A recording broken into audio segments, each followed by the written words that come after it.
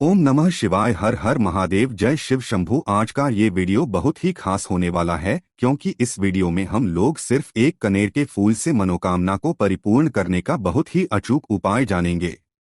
पूज्य गुरुजी ने कहा कि ये एक कनेर का फूल आपके जीवन के सारे दुखों को, सारी परेशानियों को समाप्त करके धन धान्य की प्राप्ति करवाता है, व्यापार को अच्छे से चलाता है, धन प्राप्ति के नए नए मार्ग बनते हैं, नौकरी अच्छे से चल है। अगर आपकी नौकरी में कोई समस्या आ रही है तो वो सारी समस्याएं समाप्त होकर आपको सुख, समृद्धि तथा वैभव की प्राप्ति होती है।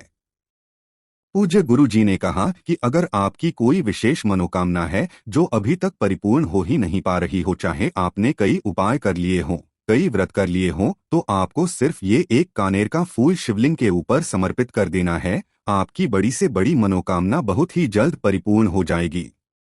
तो चलिए जानते हैं उस विशेष उपाय के बारे में। लेकिन उससे पहले अगर आप चैनल पर नए हैं तो कृपया चैनल को सब्सक्राइब अवश्य कर लें।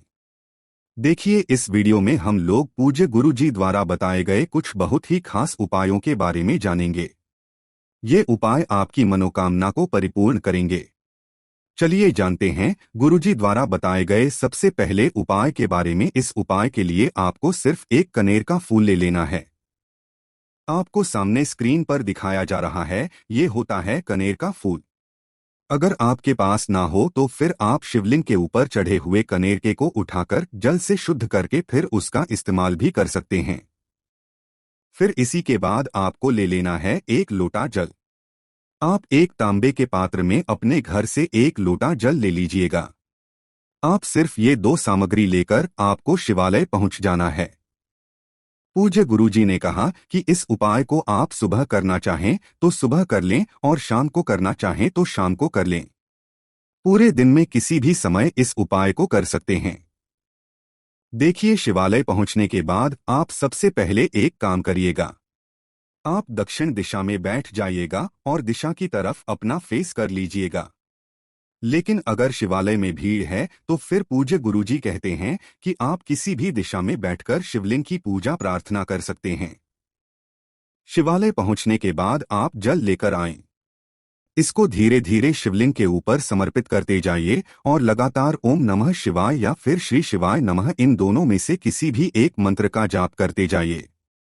फिर आप जो एक कनेर का फूल लेकर आए हैं, देखिए, अब यही कनेर का फूल आपकी बड़ी से बड़ी मनोकामना को पूर्ण करेगा और आपके सारे कार्य सफल होने लगेंगे। इस कनेर के फूल को आप सबसे पहले शिवलिंग में जो श्री गणेश जी का स्थान होता है वहां पर टच करा देना है। देखिए, कनेर के फूल को आप पकड़े रहेंगे और श्री गणेश जी का जो स्थान होता है वहां पर टच करा दीजिए और एक बार ओम नमः शिवाय मंत्र का स्मरण कर लीजिए। सामने आपको जिस स्थान पर दिखाया जा रहा है इसी स्थान पर टच करा दीजिए। फिर आप इसको दूसरे नंबर पर श्री कार्तिकेय जी स्थान पर टच करा दीजिए और ओम नमः शिवाय मंत्र का स्मरण कर लीजिए। फिर आप तीसरे नंबर पर माता अशोक सुंदरी का जो स्थान होता है वहां पर टच करा दीजिए और ओम नमः शिवाय मंत्र का स्मरण कर लीजिए। देखिए, सामने आपको इसीलिए पूरा शिव परिवार दिखाया जा रहा है। इसमें जो गणेश जी का स्थान है, जो कार्तिकेय जी का स्थान है, जो माता पार्वती का स्थान है, जो माता अशोक सुंदरी का स्थान है, जो जो स्थान दिखाया जा रहा है उन स्थानों पर आपको सिर्फ ये टच कराना है। आप ये कनेरी का फूल रखना नहीं है, समर्पित नहीं करना है, आपको सिर्फ टच कराना है। ओम नमः शिवाय मंत्र का स्मरण करके फिर उठा लेना है। तो आपने गणेश जी वाले स्थान पर, कार्तिकेय जी वाले स्थान पर और माता अशोक सुंदरी वाले स्थान पर टच करा दिया। इसके बाद आप चौथे नंबर पर महादेव के बगल में जो त्रिशूल रखा रहता है वहां पर टच करा देंगे। देखिए, त्रिशूल में जो तीनों शूल होते हैं उन तीनों शूल का जो मिलन बिंदु होता है, जहां पर वो तीनों मिलते हैं वहां पर आपको स्पर्श टच करा देना है और ओम नमः शिवाय मंत्र का स्मरण कर लेना है। फिर आपको 5वें नंबर पर इस फूल को टच करा देना है। शिवलिंग के ऊपर जो मटकी लगी रहती है, शिवलिंग के ऊपर जो जलाधारी लटकी रहती है, जिससे एक एक बूंद करके जल शिवलिंग के ऊपर गिरता रहता है, वहां पर आपको ये टच करा देना है और ओम नमः शिवाय मंत्र का स्मरण कर लेना है। देखिए, पूज्य गुरु जी कहते हैं कि ये जो मटकी लटकी रहती है, यहीं पर महादेव की 5 पुत्रियों का स्थान होता है। 5 पुत्रियों का ये स्थान होता है और 5वें नंबर पर आप इसी मटकी में ये एक कनेर का पुष्प टच करा देंगे। अब सबसे आखिर में आपको ये एक कनेर का फूल शिवलिंग के ऊपर समर्पित कर देना है। देखिए, आप दक्षिण दिशा में अगर बैठे होंगे तो ये कनेर के फूल का जो मुख होगा वो आपकी तरफ होगा, या फिर आप जिस भी दिशा में बैठे होंगे उसी दिशा में आपको इस कनेर के फूल का मुख रखना है और कनेर के फूल की जो होगी वो आपको अपने विपरीत रखना है। फिर इसके बाद सबसे आखिर में आप महादेव से अपनी मनोकामना बोल दीजिए। आपकी जो भी मनोकामना हो, चाहे विवाह से संबंधित हो, कर्जा मुक्ति से संबंधित हो, किसी भी प्रकार की आपकी मनोकामना है, उस मनोकामना का स्मरण कर लीजिए और महादेव से उस मनोकामना को पूर्ण करने की प्रार्थना कर लीजिए। फिर आप अपने घर वापस आ जाइए। पूज्य गुरु जी ने कहा कि जो भी व्यक्ति इस एक कनेर के फूल को इन स्थानों पर फिर सबसे आखिर में शिवलिंग के ऊपर समर्पित कर देता है तो उसकी मनोकामना महादेव बहुत ही जल्द परिपूर्ण कर देते हैं। देखिए, इस उपाय को आप किसी भी विशेष तिथि में कर सकते हैं। आप एकादशी में कर सकते हैं, आप अष्टमी में कर सकते हैं, आप प्रदोष में कर सकते हैं, आप मासिक शिवरात्रि में कर सकते हैं। जब भी कोई विशेष तिथि आया करें, चाहे अमावस्या हो, चाहे पूर्णिमा हो, किसी भी तिथि में आप इस उपाय को कर सकते हैं। अब जानते हैं गुरुजी द्वारा बताए गए दूसरे खास उपाय के बारे में जो आपको अपने जीवन में धन प्राप्ति के लिए करना है, व्यापार को अच्छे से चलाए रखने के लिए करना है। व्यापार में लगातार वृद्धि हो, कभी आपको हानि ना हो, तो इसलिए आपको ये उपाय करना है। जीवन में कभी भी कर्ज की समस्या ना आए, तो इसलिए आपको ये उपाय करना है। इस उपाय के लिए भी आपको 1 लोटा जल ले लेना है।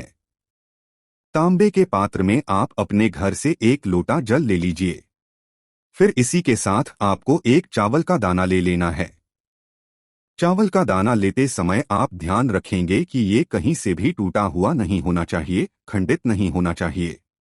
फिर आपको थोड़ा सा शहद ले लेना है। सिर्फ 1 बूंद आपको शहद लेना है। सबसे आखिर में आपको 1 बेलपत्र ले लेनी है। ये बेलपत्र कहीं से भी कटी नहीं होनी चाहिए, इस बात का आप विशेष ध्यान रखिएगा।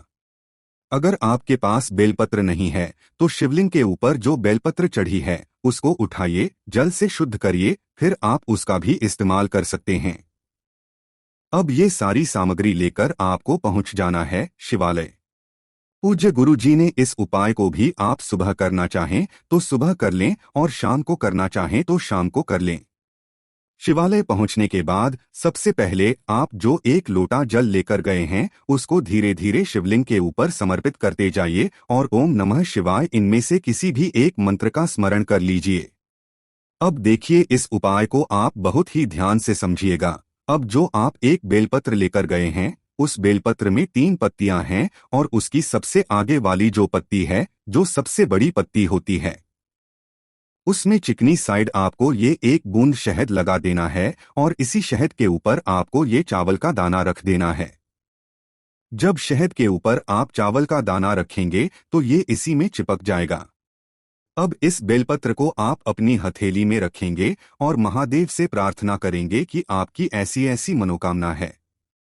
आपके जीवन में धन प्राप्त नहीं हो पा रहा है, आपका व्यापार अच्छे से नहीं चल रहा है, आपके जीवन में कर्ज की समस्या बहुत ज्यादा बढ़ गई है, नौकरी में आए दिन कोई समस्या आती रहती है, इतने वर्षों से नौकरी की तैयारी कर रहे हैं, नौकरी नहीं मिल पा रही है।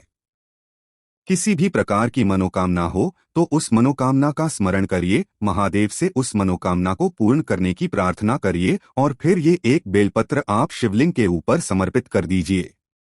बेलपत्र की चिकनी साइड का हिस्सा, यानी जिस तरफ आपने शहद और चावल का दाना लगाया है, वो हिस्सा शिवलिंग में टच करेगा और बेलपत्र की डंडी जलाधारी की तरफ रहेगी।